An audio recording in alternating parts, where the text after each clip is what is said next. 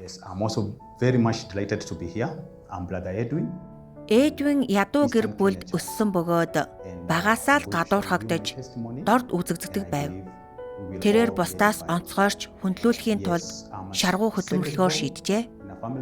Насанд хүрээд тэр цалин сайтай ажилд орсон ч сэтгэл нь хансангүй. Илүү их мөнгө олж бусдад өндрөөр үнэлүүлэхийг хүссэн тэрээр хамтран ажиллагчтайгаа нийлж хувийн сургууль байгуулсан байна.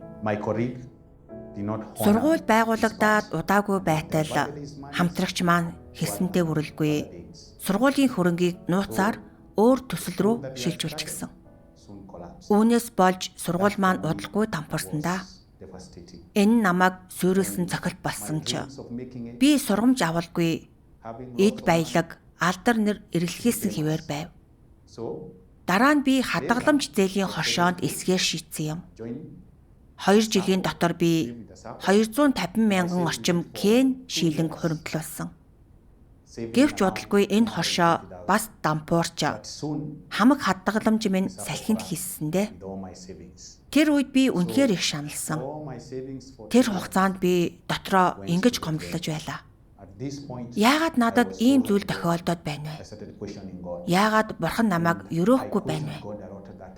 2022 онд би нэг хятад эгчтэй онлайноор танилцаж тэр эгч надад төгс үжид бурханы шинэ ажлын талаар гэрчлэл хийхэд би баяртайгаар хүлээн авсан.